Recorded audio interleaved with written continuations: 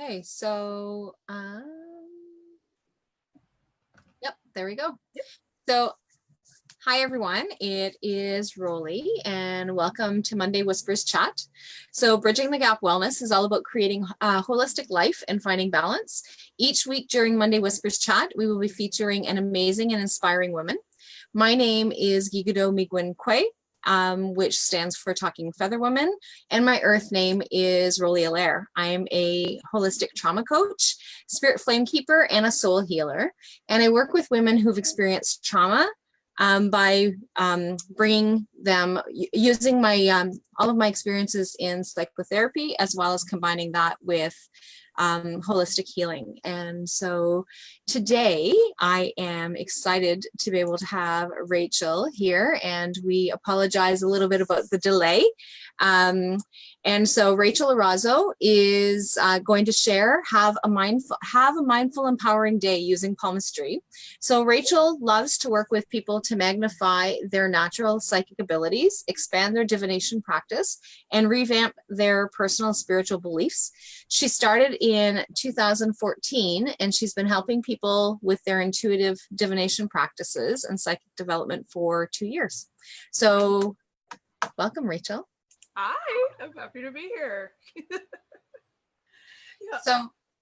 So do you want to tell me a little bit more? Like, is there anything more that you'd like to be able to share about yourself? Sure. Just to give a little background about me, what I specifically like to do is I'm an intuitive divination mentor, but also I'm a psychic biz coach.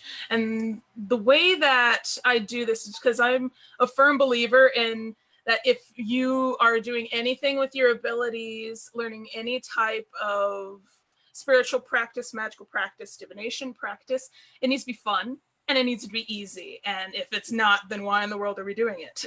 You know? And I really come from this background of, I have a theater degree. I'm a director, I'm an actress. I do a little bit everything within theater. So I've realized after a certain point in 2014, when I first started learning tarot, my roommate chucked a deck at my face and was like, here you go. And that's how I got introduced. It was the whole thing of, wow, this is so similar to what I am learning in my degree right now, which was acting at the time. So I realized how much characterization and divination actually meld together. So my mission right now is, for the past couple of years, I've been spreading palmistry and how, I've been spreading tarot and how it can be used in easy ways. And now I'm transferring over to palmistry because not all the time do we have our cards with us, you know?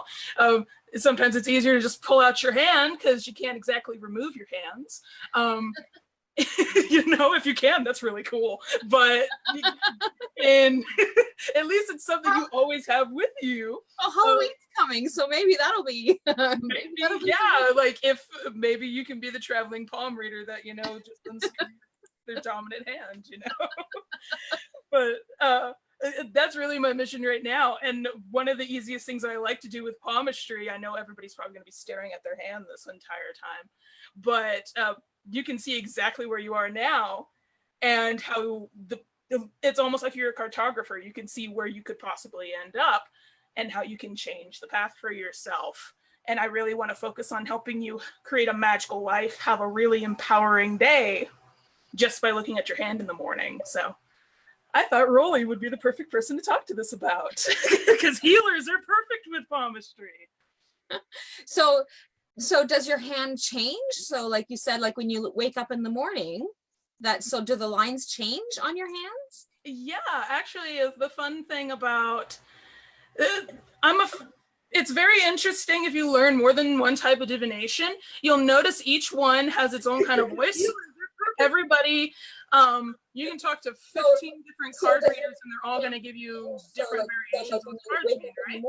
But when it comes to palmistry, literally, once the line means something, it means something. But the cool thing about it is you read your dominant hand in the morning, your non-dominant at night, because it's like, if you look at your GPS when you first get ready to go to work in the morning, and you can see where construction's going, you can see where there's delays. And by the end of the business day, it's going to translate onto the map of the road, right? Same thing for palmistry. Your dominant hand says the path that you have laid out for that morning. And then by the end of the day, depending on what's happened, that's transferred over to your non-dominant hand. So every day your hands change. Oh, that is so. I'm gonna have to like take pictures of my hands every day just so that I can see what changes. Yeah, that's actually a really good tip. That's one of the things that I have any of my palmistry students do is take a sketch of your hand, take a picture, even an ink blot of your hand, because they change every day. If let's say you have a goal on you want to be more financially stable, you can over time every week or even every day see how that changes and how closer you're getting to your goal or how farther away you're getting from it.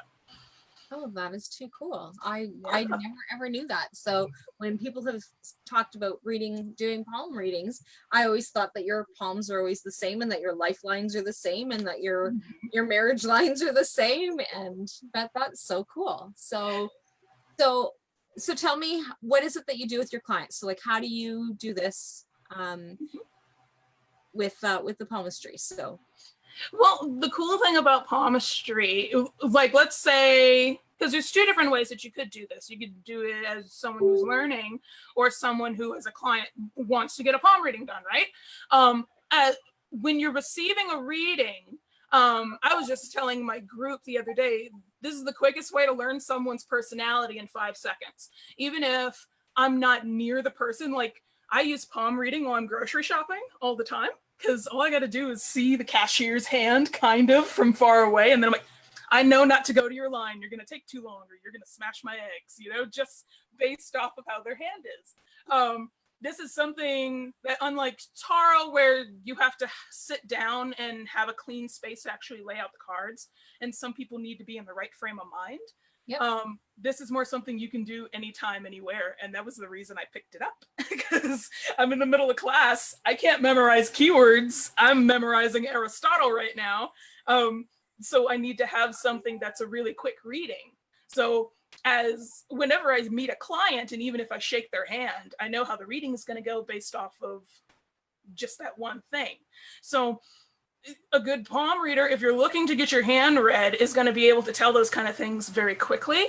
And they're going to be able to give you actionable steps. So like, for example, if we go back to the money thing, if you want to be financially stable for stuff, they're going to want to look for certain shapes on your hand. And if they're not there, or if they are, but they're not completely closed and things like that, they'll tell you how you can close them or how you can make them show up. So if you're looking to get a hand read, that's something you would look for. If it comes to being a reader and how you can get started with this, paying attention to your hand every day is really good. And keeping a journal, because it's so detail oriented, because you have to pay attention to all the little lines. It helps to be mindful of noticing the tiny things like that. Otherwise, it'll just look like a big old jumble mess. Does that make any sense? it does. So your lines are supposed to connect to each other. Like, do they connect your hand to hand, or like, how does that? Yeah, so for example, I have a new awesome camera now that I can actually show this. So for example, you see the big thing in the middle of my hand that looks like a triangle? Yeah. Yeah, that would be a money triangle. So if I want to see how financially stable I am and, at work, then I would want this triangle to be closed. But you can see there's kind of a little gap here. This line doesn't meet, my lifeline. Yep. So what would I tell myself as a reader? I need to work on my savings account a little more. I need to be more mindful of my spending. And I need to actively work on my money habits, maybe clear some money blocks, do some work around that, things like that. And as I do that every day, it'll get more closed and more closed. So that's just one example. And if I were to see someone's hand that didn't have any triangles on it, then and they're having issues with their finances, I would say, okay, then you need to start working on some money habits if you want to bring more income in, or if you want to bring more abundance in, that kind of thing. Or the most common question, because 9 times out of 10 are we soulmates, you know? You know, the love reading. So the quickest way to do any reading like that is palmistry, because specifically, go back to the hand here, right underneath your ring finger will show up an X. Now, it's a little difficult in the lighting to see for mine, but I've got 3 or 4 that are layered over each other. They're just super light. If you have an X underneath your ring finger and it matches the person that you're with, then technically you're soulmates. And this can happen in terms of the soulmate, not like only just lovers. It can happen with mentors, parents, children, pets, things like that. And it'll show up on animal paws too, underneath the same paw, underneath the same appendage that they have. And the more soulmates you have, so like I have a couple under my hand because I have my husband, and then I have a friend of mine, and I have my child.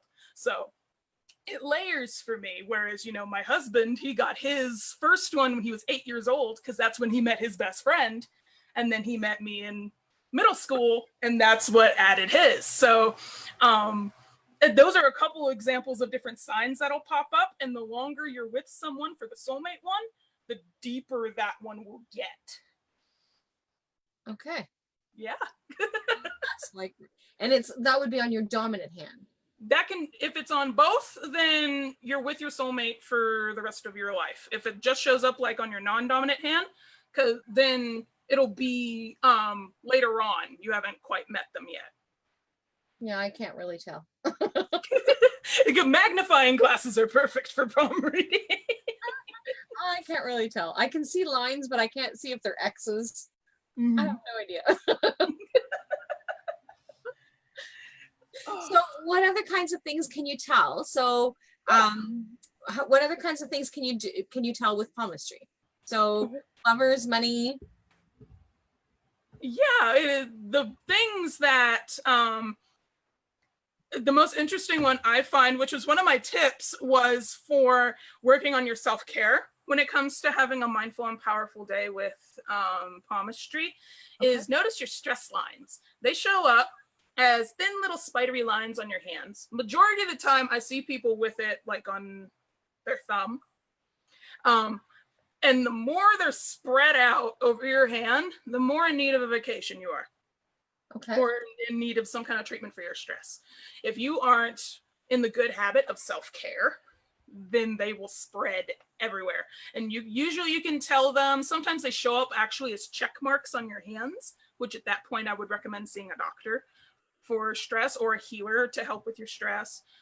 They'll show up on your fingers and get all spread up and things like that. So a big proponent as something to tell on your hand if you need some genuine self-care and you need to start treating yourself better, especially as a woman, you need to watch your stress lines, and they take a long time to show up, but they take a long time to fade away too. And the worse they are, probably the longer vacation you need. So if I would have checked my hands before I went on our Nurture Your Inner Child retreat, I probably would have more lines on my hands than I do now, according to what you said at the beginning then, right? Yes. You would have had more. But now that you've come back and you've had a nice detox from everything, they're a lot more faint if they're still there. If you see that they're still showing up and they're getting deeper, then that would be another opportunity to take a look at what you're doing in your life that's causing stress or what's happening to you, and work on that. So, and those are the lines that would be here, you said? They're spidery lines. They're really, really thin. I'm going to see if, yeah, you can see them down here. They're really thin. Okay. And they spread all over your hands. So even like, let's see if we can get this to focus. Can we get you to focus? Yeah, you can see them vertical on my hands. They're very, very thin. Okay. And you can catch them in the shadows sometimes, like up here. You can see them up here. So they would be in your fingers? Like in your fingers? They go all over your hands. Okay, so I don't know if you can see mine. I don't know if you can. Yeah, you got some big ones down on your Venus mount, down right there. Down in here? Right Those there. are stress lines? Those are big. Yeah. Okay. Huh.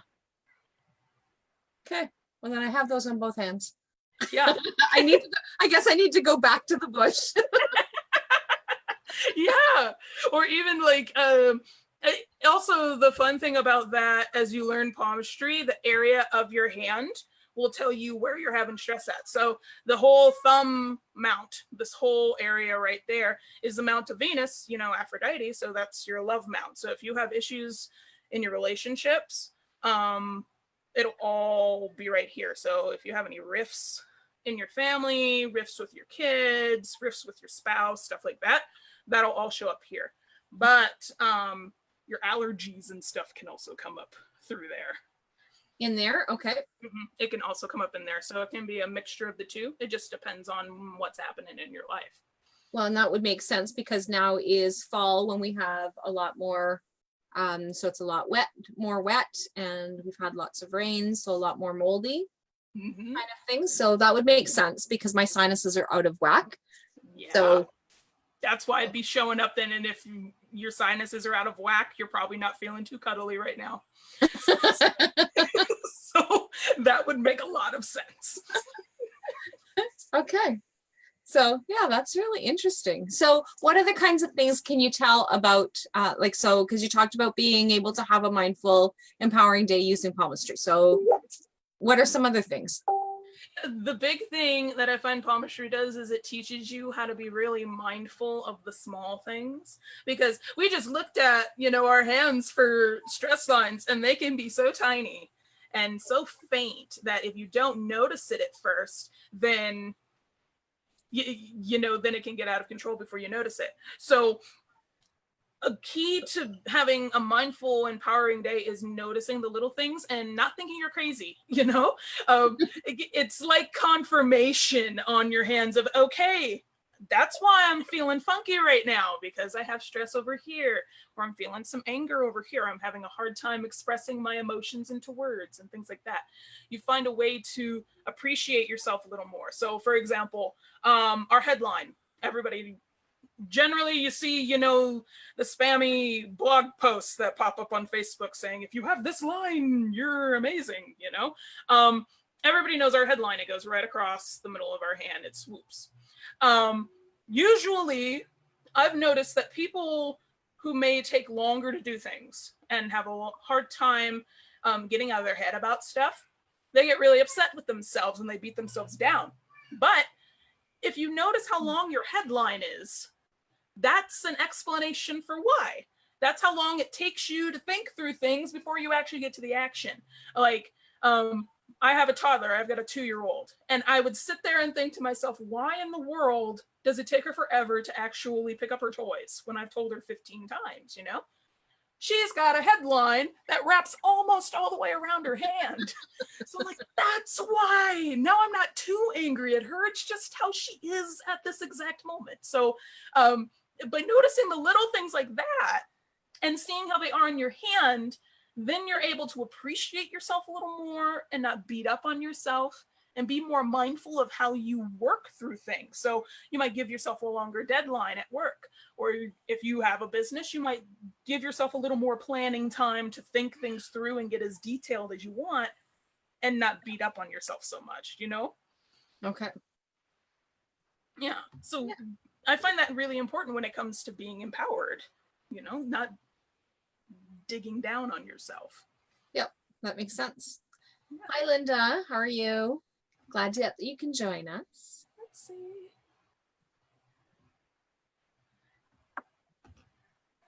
So if you guys have any questions, then pop them in and Rachel will be more than happy to answer them, because I know that Rachel's famous words are, yes. I love questions. Yes, questions. I do.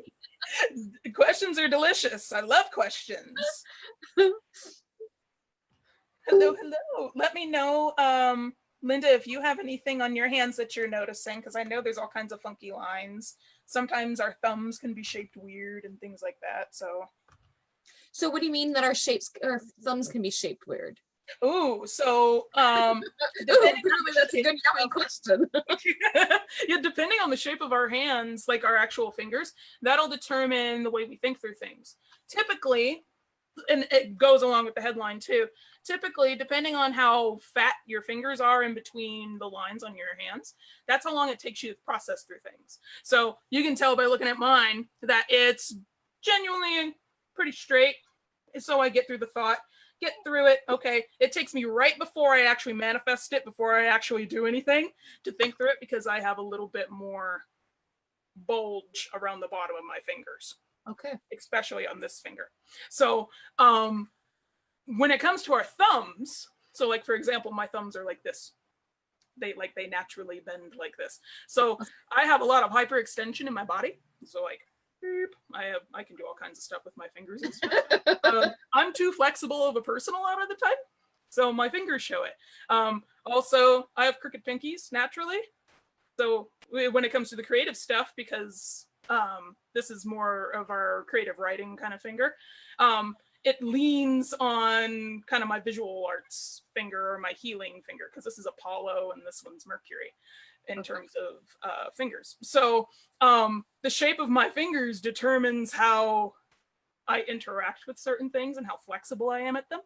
Okay. So, and the shape of our thumbs, it's kind of scary sounding, but it's really not that scary sounding. There's something called a murderer's thumb, where it looks like someone's taken a hammer to your thumb and it's super flat and it bulges out like this. And usually those are people with deflated egos. They really get on themselves a lot. If you want a good example of it, if you look at, for anybody who watches video game people, Game Grumps, Danny and Game Grumps, they recently did a 10-minute power hour where they were playing a thumb game where they had to land their thumbs down to their hands. And he showed everyone his misshapen thumb. He has a murderer's thumb and it's super bulbing around the sides. And it's funny because how that relates with his work. He's in a comedy band, kind of like Weird Al, and all of his music is very self-deprecating. He gets on himself so much. So I'm like, that's why you have a murderer's thumb. You hurt yourself a lot. So that's kind of what I mean when I say the shapes of your fingers can really impact some things. Okay. So Linda says that she, there's a mark that shows that you're a healer. That's what she heard. So she said, I have heard that. Yes, there's a couple marks for that, actually. Everybody who is into the spiritual woo-woo metaphysical stuff, we like to hear the mystic cross. Usually it's an X between our heart line and our head line. Usually beneath the Saturn finger, beneath the middle finger. And that is gifted in anything magical, occultish, woo, scary stuff. Unless you're into that kind of thing like I am, then it's not scary. Also, our fingers of Apollo, so our ring fingers, are the medical fingers. So you will see 5 little vertical lines called medical stigmata underneath the hand, well, underneath that finger. And if you have it, you're a natural healer. Does that mean that you can't be a healer if you don't have them? No. It just means that you are more gifted in it and you'll be it'll pick up faster for you. Because there are natural signs for like that on your hand. There's even one for if you're a natural talent at stringed music. It's silly, but it's like right there. They have it. So like if you there are marks for healers on your hands, but it's not required to actually be a healer, if that makes sense. Okay. So does that answer that question, Linda, for you? Let me see. So, of course, there's always a delay. So, Linda says she has it. Awesome. Then you are a natural healer. I love it. That's amazing. Yay. I'm happy for you. So if you have not taken it up yet, I would recommend Reiki of some kind, acupuncture, massage therapy. If you want to actually get a medical degree and work as a doctor or a nurse, do it. I will say though, one tip for the healers here and the teachers here, if you end up wanting to have children, your children lines will get confused with your patients and your students because all of them show up underneath the same area, especially if you really care for a certain person. So that's how come, for example, I have all of my students, and I'm very mama bear about everybody. So all my potential children lines, all the children I could potentially have get mixed in with all my students on my hands. So, so that's something to look out for if you're trying to conceive right now or wonder about your potential for pregnancy. So Linda's saying that she does do Reiki. And wonderful. And one of the things that I want to be able to share and kind of put a shout out to Linda is that she, and I don't know if this is new for her and she can actually maybe share, is for our retreat, she actually wired some crystals for us, for the women. And that was a gift that she actually had sent out to all of our women that participated. And so we each have a, and it was called the ceremonial, something to do with ceremonial. Sorry, I can't remember what it is, and maybe she can put it in the comments. But so she's so not only does she do Reiki, but she also does some crystal wrapping. So that's really cool. That's wonderful, and that's the perfect kind of activity for someone who's a healer. I'd be interested to know the shape of your hand, because it sounds like you either got a water or earth hand. You're in the detailed, you're in the area of people who like very detailed work, very nurturing detailed work. I'd be very interested to see your hand, because that could tell a lot about your intent behind your impatience as well. I love that you did that. Yeah, so it was wonderful. They're beautiful. And I'm going to be, I haven't, because I just got home, I haven't had a chance to be able to post pictures. A few pictures, I actually had them because we had no access to anything. Ceremonial pieces is what and they are charged with healing energy. Oh, nice. Beautiful, Linda. Wonderful. And so, so during the retreat, I took different pictures, and some pictures I actually posted to Facebook or to Instagram so that they could actually post while I was driving, but obviously I couldn't do them all because otherwise it would eat up all of my data while I was driving. So over the next couple of days, I'm going to be sharing some more pictures about it from our retreat. And so I'll actually share the a picture of one of the ceremonial pieces that Linda made. So she said her hands are very feminine looking with straight fingers. Ooh, are your fingers longer or are they short? Long fingers or short fingers, Linda? Why? I guess I don't have to repeat what she's asking you because you can hear her. You're all good. You're all good. Now, how's that for like, I tell you, I was like seriously in the middle of nowhere, no technology other than when I had to physically drive to town, and periodically I'd get ding, ding, ding as I had to go into town a couple of times. And when I say into town, it was into a small community called Mattawa. And so we were outside of, and it was still part of Mattawa, but it was outside of that. And so it was a 10-minute drive to get from where we were with no service into town, where we actually started getting dings on the road of the connection. So like there's nothing. And so Linda said that she was laughing too because I was repeating the question to her. So I'm glad that I'm like very humorous today. So Linda said her fingers are longer. I don't know if you can see messages, Rachel, because I know she's got things set up. So yeah, I've got the comments up right here. Then you would have a water hand most likely, Linda, which would match your healing personality. Nice. It would mean for if you were to get a tarot reading and someone to pull a current card, a card that would represent you, you'd most likely have like a Queen of Cups or a Page of Cups. So someone who's watery and very nurturing, you know. Beautiful. Yeah. I love it so much. And I love that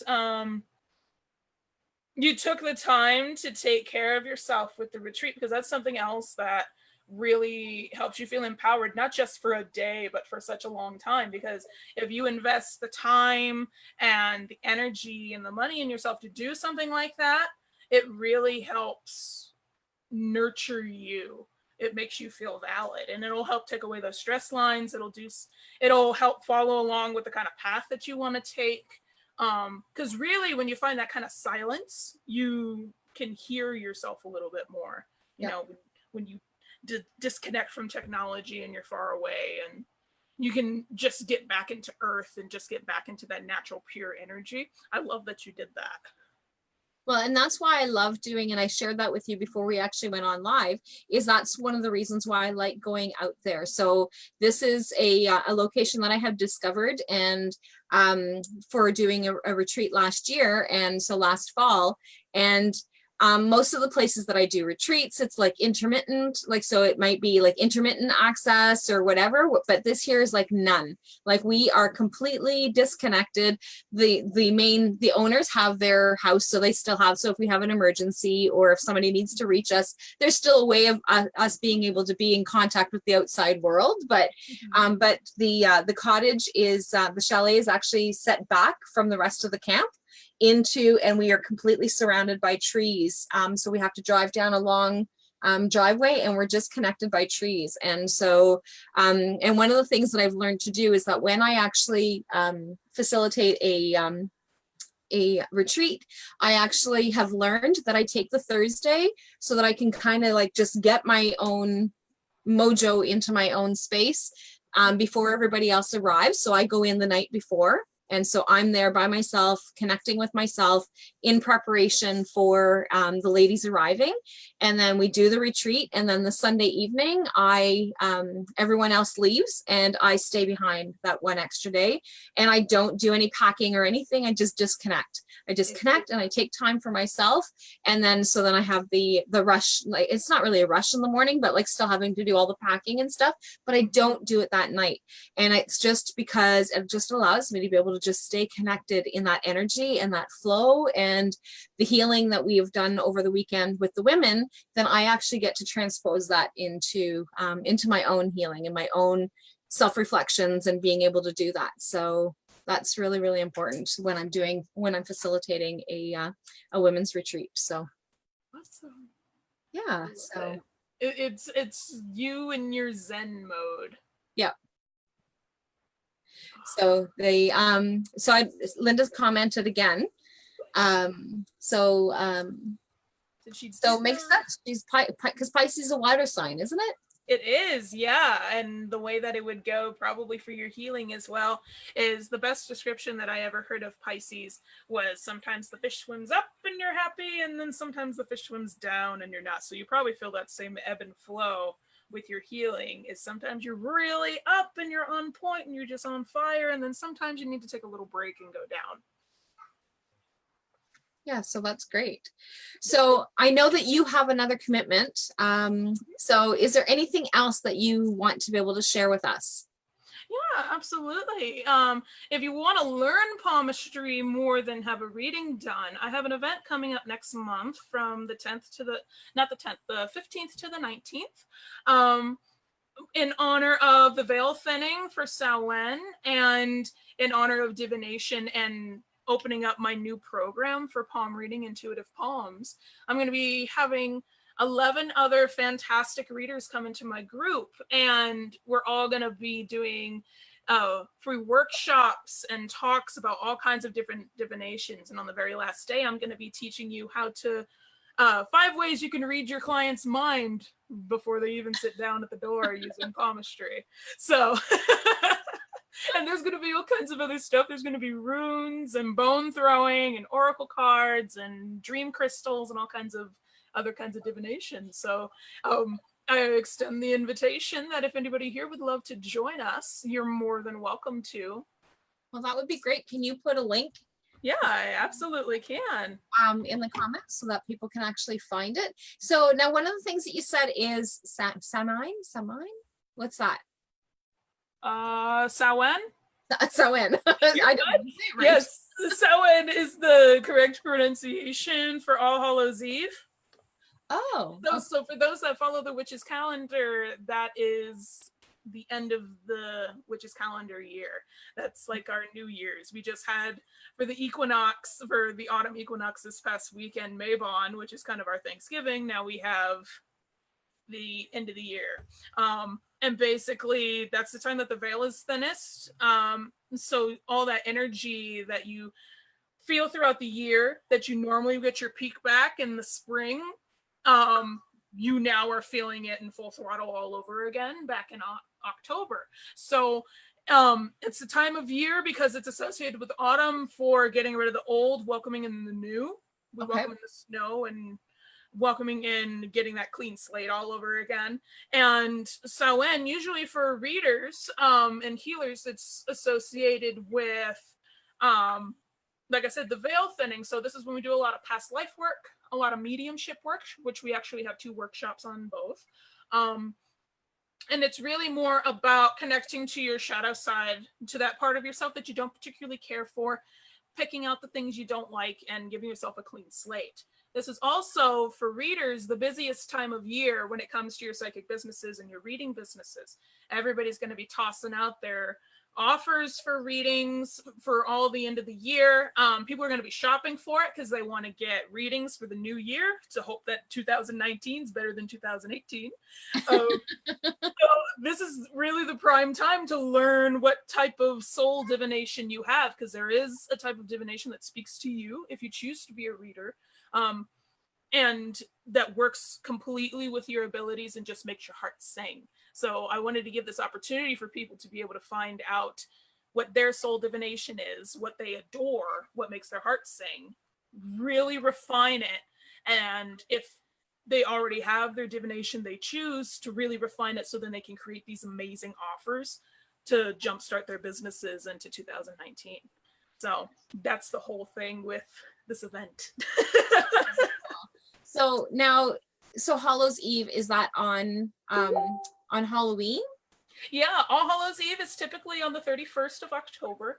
And what would happen typically, if we look at history a little bit more, is this would be the time of year, like I said, for cleaning house, preparing for winter. They'd be making their jams and their dried meats to, stock away so they have food.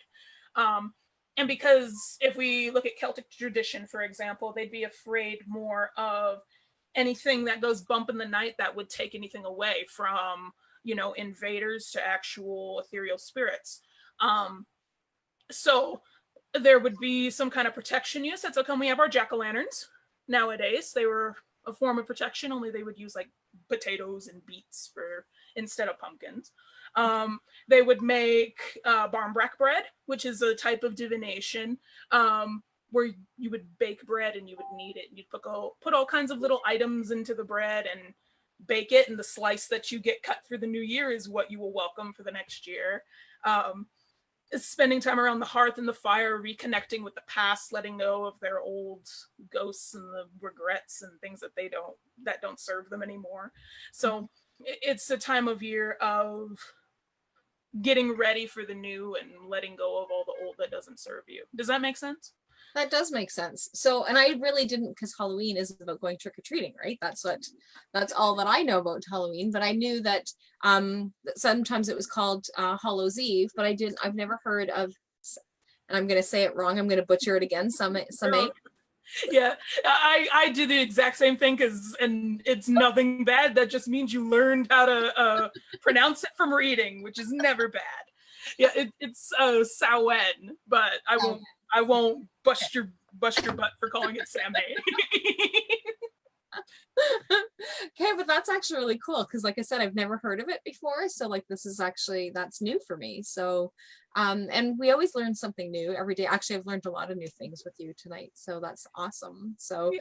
But so I am going to we're going to actually say goodbye, and if anybody has any questions or has anything else that they want to, if they're on the replay, then #replay. And Rachel is amazing at coming back and answering questions. Like, I can actually attest to that from being in her groups, and so she is amazing at coming back and giving back some feedback. So if you have any questions or if anything's come up for you, then jump back in and shoot Rachel a message. But we're going to head off so that Rachel has the opportunity to head off to her next event. Yep. So thanks a lot, Rachel, for hopping on, and that was wonderful.